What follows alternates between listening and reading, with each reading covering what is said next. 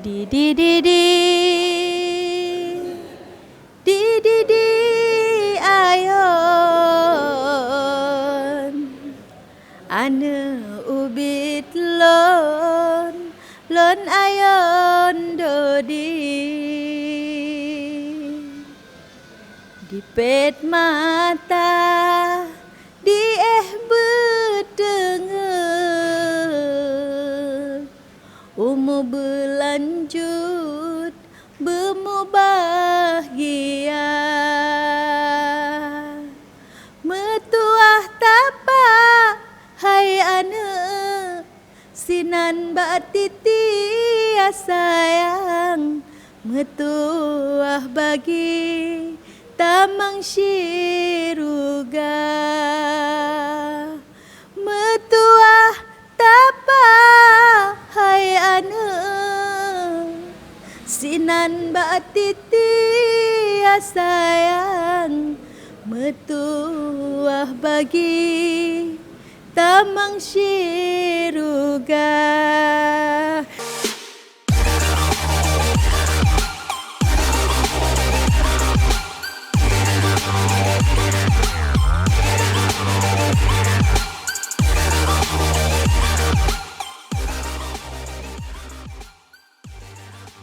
Halo, hai semua, ketemu lagi sama aku di sini. Hari ini kita sangat excited nih karena mau ngomongin budaya Aceh dan orang-orang yang memang cukup peduli sama kebudayaan Aceh selama ini. Jadi kita bincang-bincang seputar budaya Aceh bersama Mak Boy alias Kak Ida. Halo Kak Ida, hai Kak, ketemu lagi. Senang sekali ya diundang di channel ini, luar biasa. Di samping senang diundang, senang ngikutin juga. Konten-kontennya bagus, sangat inspiratif. Alhamdulillah, namanya inisiatif, jadi menginspirasi ya. Jadi di sosok kali ini tuh ada Mak Boy, sosok inspiratif kita yang kita tahu bahwa perjalanan Aceh dengan budaya yang begitu kental, begitu kaya ya Mak Boy ya. Dari mana sih tahu nama Boy itu nama kecil saya loh. Oh. Di skip ya, di skip.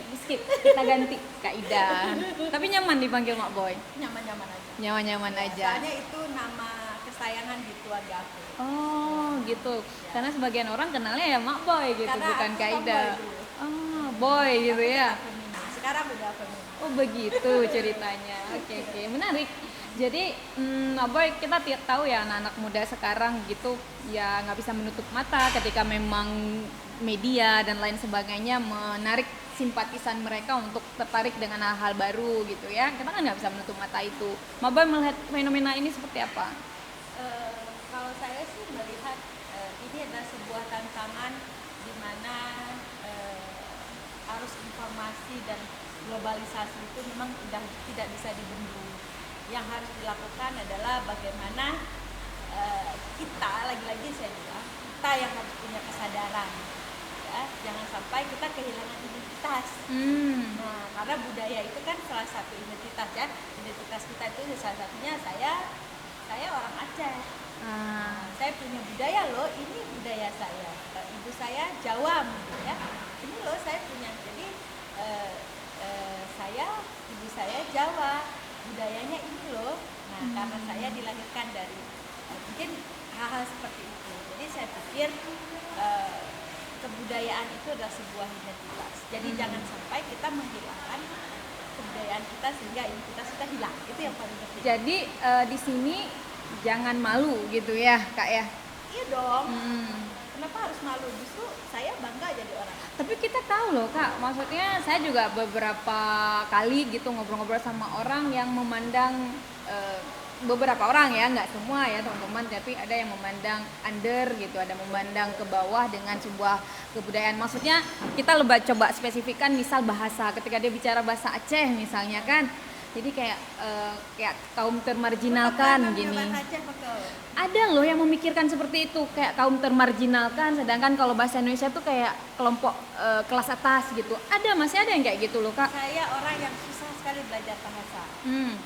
Dan saya iri dengan orang-orang yang bisa menguasai bahasa, baik itu bahasa asing maupun bahasa daerah. Saya punya teman saya itu dia sekolah di Jogja, nggak lama kemudian dia pulang bisa dia bahasa Jawa. Saya 10 tahun tinggal di Jakarta, bisa. Dialek Aceh saya nggak hilang, tetap menyebut Aceh sama Aceh. Dan buat saya itu bukan hal yang saya harus malu. Saya kan nggak bisa pilih saya dilahirkan oleh siapa, di mana, kapan, ya kan, dengan suku atau negara mana. Jadi harus bangga. Harus dong, bangga jadi orang Aceh. Bangsa lebih baik dulunya. Apa sih yang lebih dari Aceh, Kak? Apa yang lebih dari Aceh? Sebenarnya bukan soal saya bangga, tapi saya sebenarnya buat saya itu dilahirkan dalam suku apapun sebagai apapun gitu, yang kita harus bangga itu sebenarnya sejauh mana sih saya bisa bermanfaat bagi orang lain. Itu sebenarnya bukan persoalan saya punya suku, atau lebih ekstrim lagi saya dilahirkan oleh mungkin dari keluarga kaya, miskin, atau petani, atau pejabat, atau apa, bukan. Tapi saya lebih bangga, mungkin bukan bangga ya, mungkin yang terus saya hadirkan dalam diri saya itu bagaimana saya bisa terus bermanfaat bagi orang lain. Yang harus saya syukuri adalah saya dilahirkan oleh seorang ibu berdarah Aceh, bapak saya Aceh, nenek saya Aceh, dan yang paling membanggakan saya dilahirkan sebagai seorang muslim.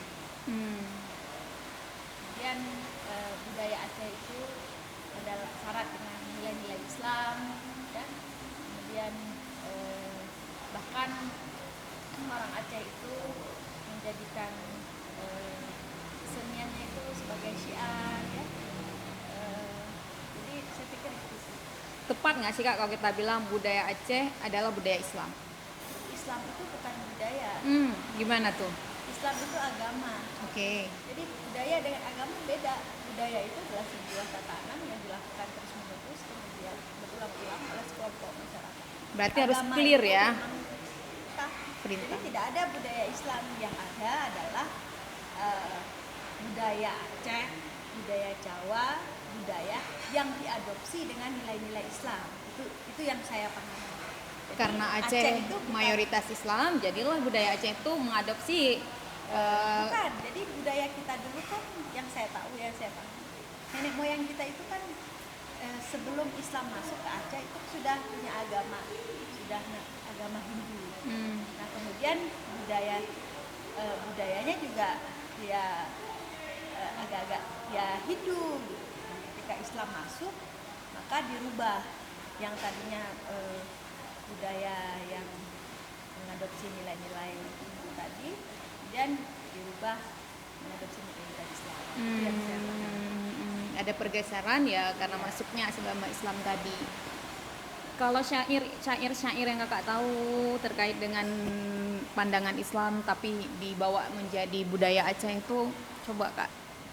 Sebenarnya tidak ada ya, yang ada kan seni tutur ya. Seni tutur misalnya kayak di Bali kan hampir seperti orang membacakan mantra-mantra.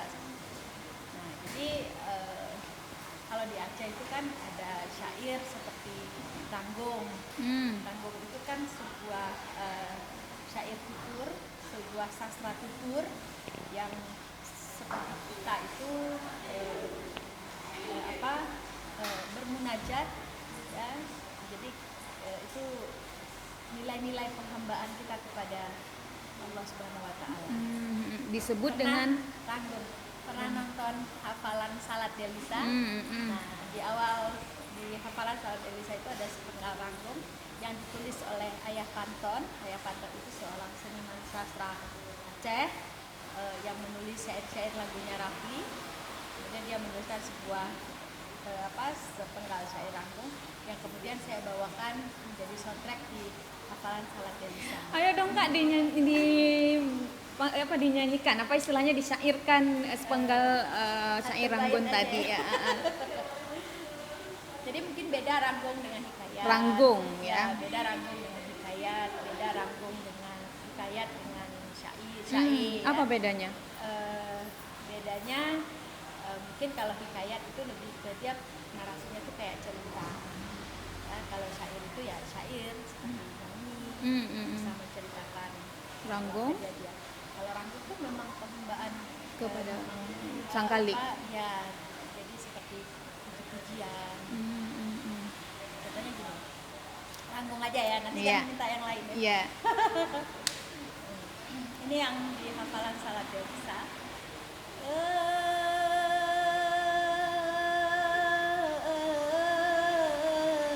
Kotalah bukejit menang nanggro kamu sabelang bala ala nyang kana kahlam tidur lain katro halimara ya Rabbi bala nepejio nyang metalo aro atu bumonyo negeri yang cerah haji pura putro berijang tudo ke galam nanggro. Jadi itu sesuatu yang menceritakan tentang puji-pujian Kepada Sang Khalik. ya. Sampai merinding loh Kak. Begitu mungkin orang dulu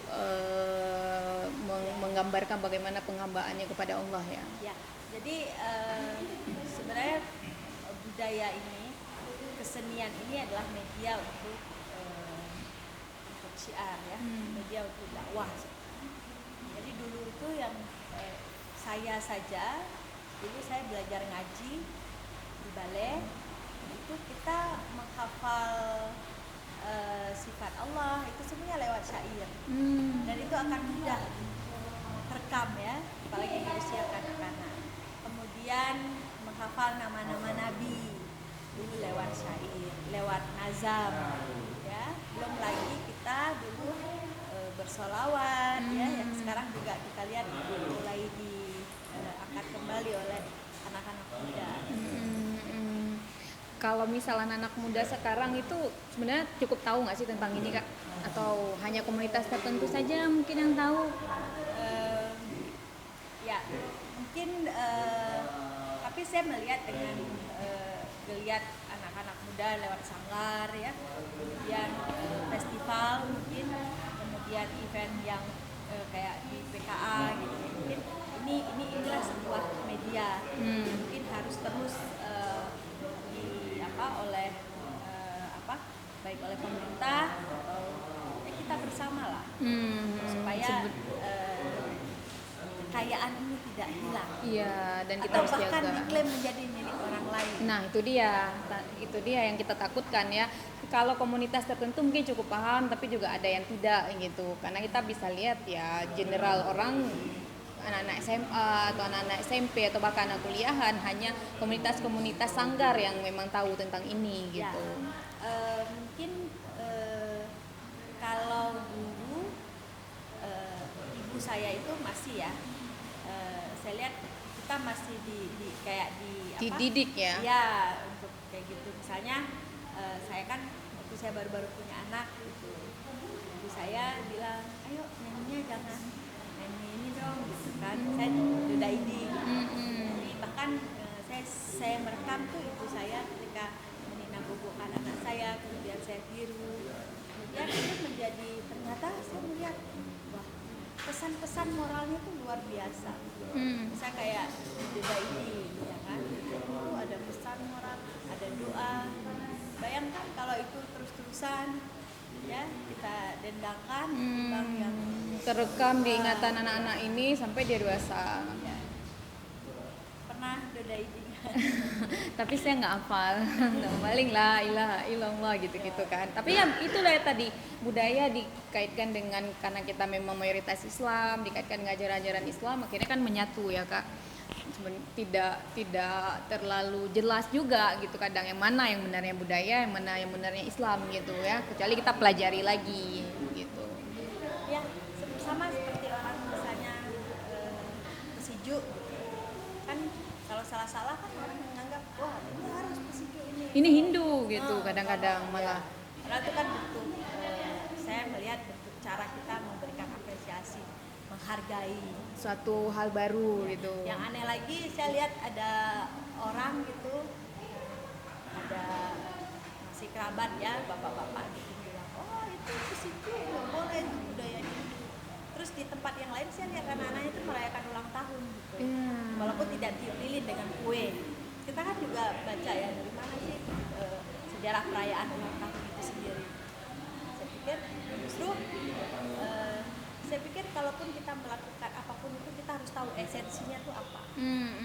Seperti Pesiju itu kan dulu ada daun-daunan, ada berpade, itu kan melambangkan jadi seperti media penyampaian pesan supaya melekat, supaya kita ingat.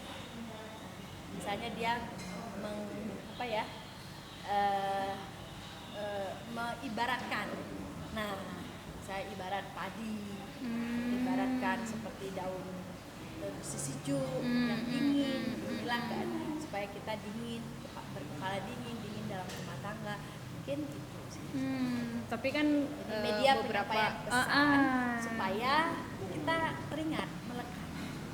Jadi kayak simbol ya, simbol-simbolnya melalui daun-daun yang dipakai itu dan doa-doa itu. Nah, cuman saya sering juga MC di kawinan. Kadang-kadang kita juga nanya ke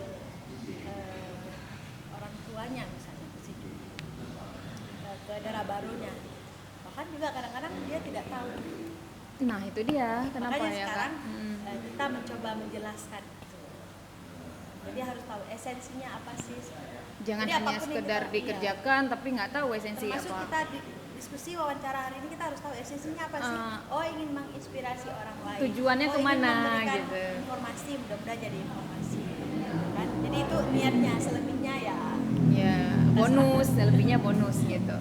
Thank you Kak Ida. Ada pesan-pesan Kak untuk terkait budaya Aceh? Pesan-pesannya kamu boleh belajar, mencari tahu, mungkin menyukai budaya apapun, baik itu budaya asing ya, budaya apapun, tapi kita jangan lupakan budaya kita sendiri, budaya Dan jangan malu juga kali jangan Kak ya. malu ya, karena itu sebuah kekayaan, identitas juga buat kita dan kita harus bangga karena kekayaan budaya daerah itu adalah untuk memperkaya khasanah budaya Nusantara. Jadi biar kita semakin kuat, ya, Indonesia itu semakin kuat dengan keberagamannya deh. Dan keberagaman itulah Adalah kekayaan itu sendiri gitu. Thank you Kak Ida, terima kasih semuanya. Semua cukup menginspirasi ya dan juga cukup menjadi informasi buat yang ingin tahu tentang Aceh, tentang budaya, tentang sejarah Aceh. Thank you, see you.